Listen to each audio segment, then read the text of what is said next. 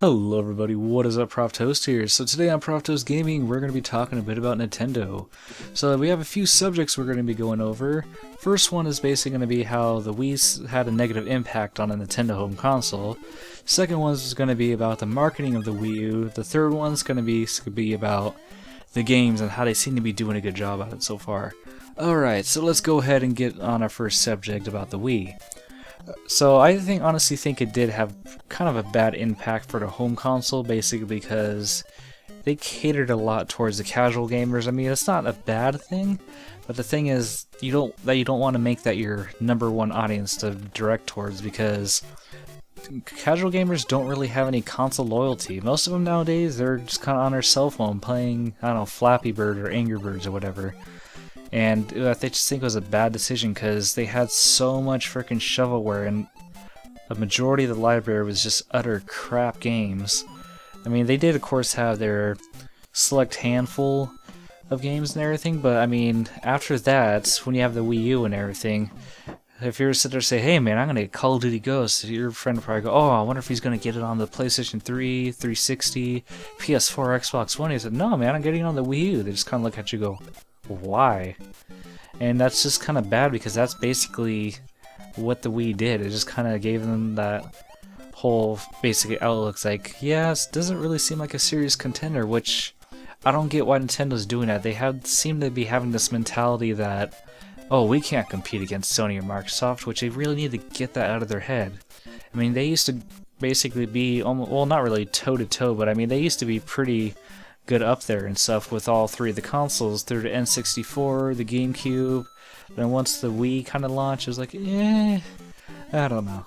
Like, honestly, I played my Wii for a bit, and then after a while I just kind of stopped playing it, just because, I don't know, I just kind of got bored with it. There's so many other games I would rather play on my other consoles, and I don't know, I just wasn't really seeing a good amount of games released, like, within decent amounts of each other on the Wii. And basically, the whole motion control part of it just seemed kind of gimmicky, and also that controller was freaking uncomfortable as shit to play with. I mean, it was a cool idea, but the fact is, like, you sit there go to try to play Smash Bros. On it, I hated the crap out of that. I always freaking just plugged in my GameCube controller and played it with that. And then even stuff with, like, trying to do motion controls of Trauma Center. Seems like a cool idea, but basically because of the sensor, it just didn't work that well. You'd be sitting there trying to do surgery, cut in a straight line, and you'd sit there, it'll be jotting all over the place. Games going, doctor, what are you doing? The patient's dying. It's like, I'm holding my freaking hand. And yeah, it didn't even work. I mean, don't get me wrong, I'm trying not to hate on the Wii, but I actually did was a camp out in front of a Walmart all night just to get my hands on one, so I mean, I was generally excited, but after a while it just kind of seemed really gimmicky. And also I think one of the things I killed is I hated the fact that I had to sit there and keep buying batteries for the controller. Tried to recharge packs, but they just always kind of died out and just sucked with taking a charge. So yeah, that's basically why I think Nintendo had just kind of the Wii just had a bad impact on our home console. Granted, their handhelds are doing fantastic because they always push out a ton of freaking great games. So next we're going to go on about the marketing of the Wii U. Like, that's another thing I think that kind of killed the console a little bit, because when they first brought it, showed us at E3, all they showed us was a freaking controller, which I thought was a stupid idea, because it's like, oh yeah, look, can you do this, this, and that? It's like, okay, so what about the console? They basically showed us the controller, made absolutely no mention of the console. The only reason we kind of figured it was a new console was because if you stop the video at one point, you look in the background, it's like, oh hey, that doesn't look like the Wii. So then that's basically, and later on they finally said, oh yeah, by the way, this is the Wii U. It's like, yeah, you should have kind of done that in the presentation. Because honestly, nowadays, even still, like, even though the Wii U's been out for a while, a lot of parents actually think that the Wii U is basically just a little accessory for the Wii. Which Nintendo finally kind of had a commercial that cleared that up during the holidays, but they should have kind of done that in the beginning. Because then parents would have known, hey, this is a whole brand new console with new games and everything. And basically it kind of sucked. Also, even the launch was horrible with the Wii U, because they sit there And it's like, oh yeah, we're finally going to tell you, and by the way, it's launching in about a week and a half. And pre-orders are starting today. And then basically pre-orders, I think, went for about maybe a day, and they just kind of stopped because they already had too many pre-ordered, which is freaking horrible because it's like, they didn't really, like the PS4 and Xbox One, they had months and months, shit, almost like a full year for basically getting pre-orders, getting the people hyped up for it, which is good because they kind of got the anticipation to where people wanted to rush to the store and get it. The Wii U is just kind of like, it sort of just came out, and then people who didn't even hear the announcement, I was like, oh wait, what the hell? Nintendo launched a new console? Huh, that's weird. So it just kind of sucked for a first launch. I mean, it was a little underwhelming, I think. I was originally expecting, it's like, oh man, it's going to be sold out in stores, it's going to be a pain in the ass to get. No, I actually did not. I mean, granted, I don't have one yet, I actually do want to get one, but around the holiday season, I was actually still able to just walk into Walmart and find one sitting in a case. So, honestly, they should have done a lot better job with the marketing. And also, while we're on the subject, there's also been a rumor going around. Remember, take this with a grain of salt because rumors a lot of time aren't real. The only reason why I'm even mentioning this one is basically because it's kind of stayed a bit persistent. But basically, some people are saying that supposedly Nintendo's going to drop the Wii brand, which I think would be freaking retarded of them to do.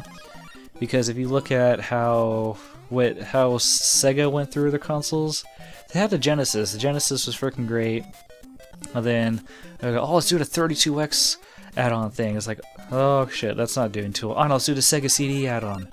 It's like, huh, that's not doing well. I know, let's do the Sega Saturn. Yeah.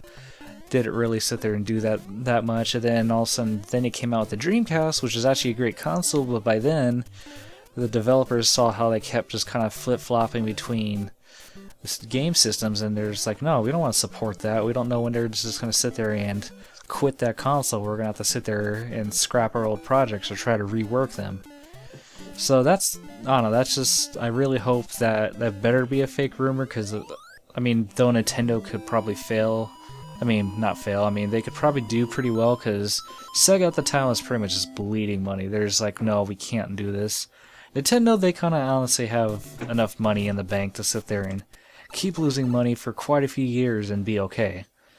So yeah, so let's go ahead and move on to how they're doing a good job with games. So I basically brought up like a short list of just games that like personally piqued my interest. So basically the reason I say they're doing a good job with games is because they're breaking out awesome games like Mario Kart 8, Zelda Wind Waker, the new Hyrule Warriors game, which is kind of like Dynasty Warriors with Zelda, which, I don't know, it may or may not be good, but honestly, it looks pretty cool to me, so I think that's a good direction to be going. They got the new Zelda HD, which they haven't officially announced what that's supposed to be. Super Mario 3D World, I actually got a chance to play that, and that shit is freaking fun. And they got the Super Mario U and Luigi U DLC, which that game is pretty freaking awesome too. Pikmin 3, Sonic Lost World, even though Sonic got a bit of a low score, honestly it seemed pretty fun when I played with the demo. And of course Donkey Kong Tropical Freeze just barely came out. They got the new Smash Bros coming out. What was it? They had Tekken as one of the launch ones, which some people were like, whatever dude, I can just play it on my PS3. But honestly, the Tekken on the Wii U actually had my interest more just because of the fact that they sat there and added in Nintendo content, which you could sit there and have the Tekken characters, use a mushroom and also grow super huge, or give them Mario and Nintendo themed costumes, which that was a cool idea. That's kind of the stuff they need to do when it comes to multi-plat games, is give it like exclusive content to make people wanna get it on the Wii U. Let's see, other games they had was Monster Hunter 3 Ultimate, which is awesome. I'm actually then the next one I'm really happy they got as exclusive, which is Bayonetta 2. Because I enjoy the shit out of the first one, so the fact that number 2 is coming out only on the Wii U exclusive, that's like right there, that for a lot of people enjoyed it. If they want Bayonetta 2, they're like, shit, I better go get a Wii U. So, I mean, as you see from that list I just named off, they got quite a few good games. I mean, granted, I might have sat there and skipped a few games, but those are just like the ones I caught offhand that have my high interest and everything. And one thing I'm really glad about is they're staying away from the shovelware, because that's what really killed the Wii library. Is just, it was so bad. But yeah, so then another subject I'm gonna basically go on is the virtual console stuff. Like honestly, I think they really need, that'd be a good area to freaking basically kind of go into and stuff, because if you, let's say you want people to know, hey, you can play all your classic Nintendo games on here, so I don't know, why not make a Wii U bundle that comes with, let's say, Mario for the NES, the Super Mario World for the Super Nintendo, Super Mario 64 and everything. I mean, that would be a cool one, because that would basically be showing them, hey, you got all these games, plus you can still play your old Wii games, and you got the Wii U games, so that basically shows off how much gaming you can do on that, which is, I think, would be a great idea. But the only thing is, they didn't really take full advantage of that when they had it on the Wii, because I remember sitting there looking at it, and at least for the American library, it was kind of bad. I mean, they kind of rarely updated their N64. They had the freaking great games they could have put on, like Pokemon Stadium. If they would have put on that on there, dude, I would have bought that in an instant. I'm pretty sure there's a shit ton of other people who would have bought that pretty damn quick. Even stuff like the Pokemon Snap or whatever. Or was it even Conker's Bad Fur Day? That would have been freaking fun as shit to play on there. I would have loved to have that. But yeah, so they need to kind of, I don't know, I think, keep going into that. There's also, I know even on the Wii, there's two of the Japanese RPGs that actually finally got on, even though it was a bit late, only because fans made a huge petition to actually finally get that on the console. And they need to start importing some of these games, because that's also going to make the system rise higher too, because if they go, huh, okay, we have all these kind of platforming games, but if you sit there and put RPGs, which people are going to need to put a lot of time into playing on the console, that's going to be a good thing. And what I think they should kind of do with some of the downloadable titles is maybe go online, eBay or whatever, but look up what games from your old console that are going for like a ridiculously high price that people are wanting to pay like $100, $200 or more for just that game or the original copy, and then sit there and put it on the freaking Wii U eShop and everything. That would basically boost your sales. Even with like the 3DS, they sit there and kind of promised us, well, I thought they promised us freaking Game Boy Advance titles, but they only gave that to the, what was it, the people who bought the 3DS at launch date, but then after that, don't release crap, but then all of a sudden put Game Boy Advance on the Wii U, which is kind of cool, but they should have also done it for the 3DS. So I don't know, so yeah, those are basically my thoughts on Nintendo. I honestly hope they do start doing good, or start doing better, at least with sales, because I don't want the system to fail. I think it's honestly pretty cool. I'm liking a lot more than the freaking Wii and everything. So yeah, that's going to be it for today. Be sure to rate, comment, subscribe on it if you feel like it. Anyways, thanks for watching, and I'll catch you guys later.